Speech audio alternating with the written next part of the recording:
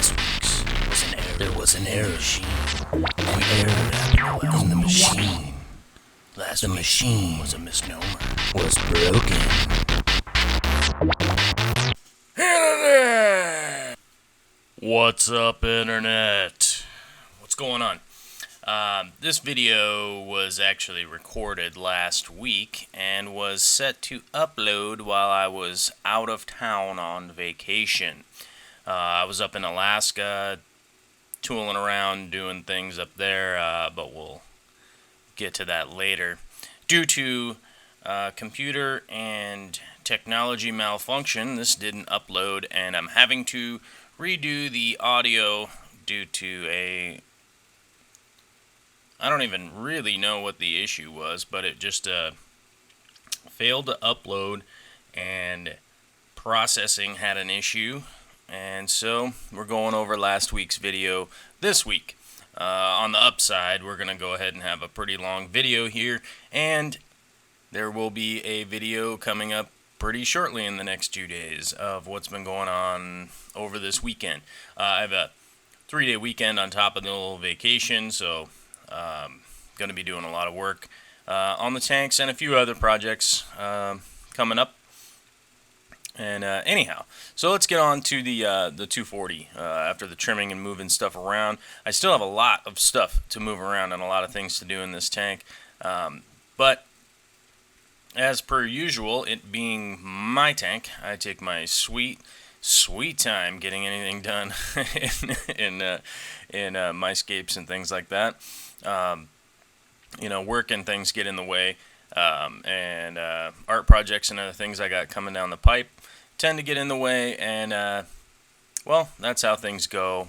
But as you all know, I do generally grow my tanks at a pretty slow rate. I do keep things under wraps as far as adding fertilizers and all that kind of stuff, because I honestly don't like having super high maintenance tanks. I don't like cleaning the glass all the time. I don't like dealing with crazy algae issues all the time, and I certainly don't like dealing with plants just growing out of the scape all the time.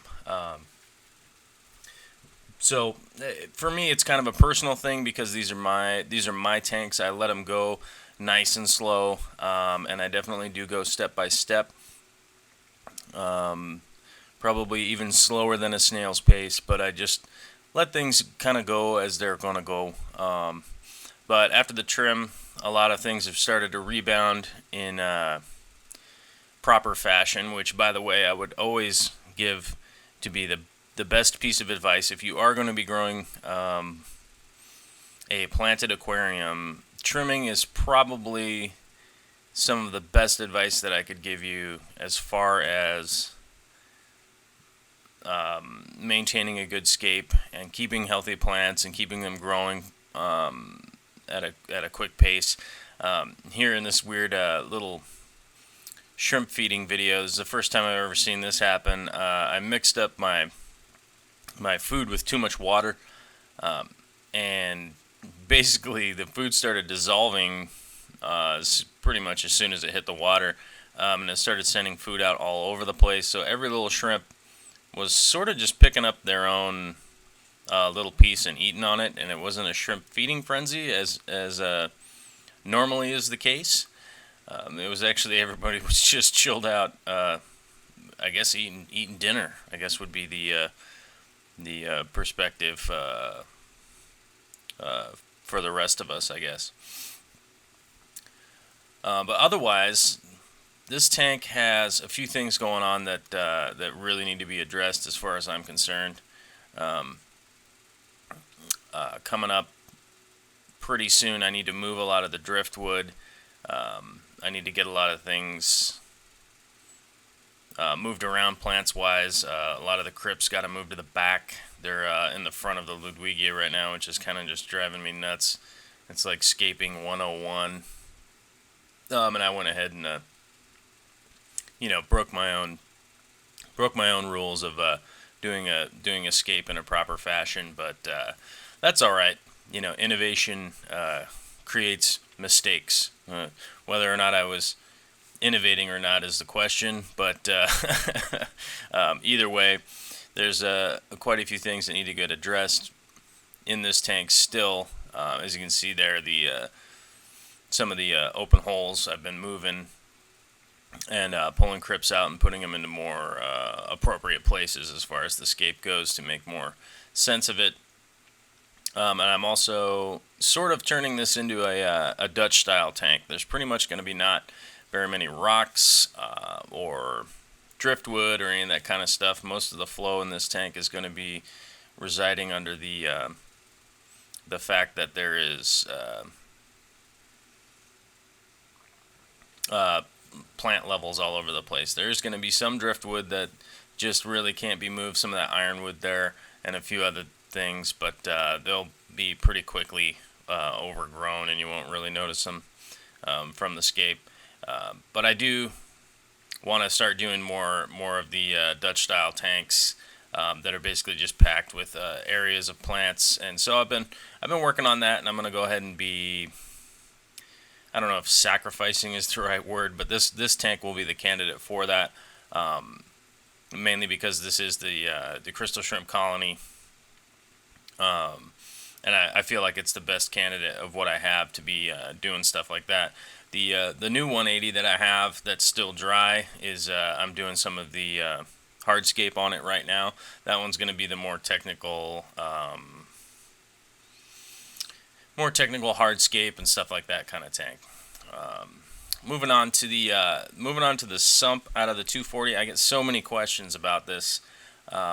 It is a really basic setup, and it seems difficult for a lot of people to understand how I run my tanks and how I run them with a really high O2 level and a really high CO2 level. I do inject CO2 into the reactor, which is that white PVC piece in the third chamber right there, which keeps my CO2 levels pretty high, keeps my pH down to a manageable level. I typically keep mine right around the 6.1 area, just right around the 6 pH, which definitely helps out my shrimp. It definitely helps out the plants. They tend to grow a little bit better in that slightly lower pH than any of the higher pHs and stuff, although I have done high pH tanks in the past and grown plants and had success that way. Now the high O2 seems to confuse a lot of people how I can do that. The first chamber is the overflow from the tank, which comes crashing down and mixes a lot of oxygen into the water. You can run a high CO2 and high O2 levels by accomplishing this task, and a lot of people worry about gas off. Don't ever worry about gas off. That's not something that we need to be concerned about. Moving on to the paludarium. The scape is still pretty rough. Yeah, I do have a lot of work to do here. I got some plants in place, some things are starting to go. Some of the hardscape is in place as far as the driftwood goes. Most of that's pretty much where it needs to be, but I still do have a fair bit of work to put in here. Starting to get things where I want them to go. I've had to adapt some pond plants that I rescued from a store. They're like, it's like basically getting a puppy that has been abused and needs some help. Otherwise, the stargrass, Ludwigia, those kinds of things have picked up pretty quickly. The repens that I have down there is in full-on recovery, needs some help mode. It was pretty much getting to be on its last legs, growing in my sump. And speaking of that, my sump chamber, I hold a lot of plants in my sump chamber. That is something that I advise a lot of people to do if you have some spare stuff, but be advised, it will not grow down there very well.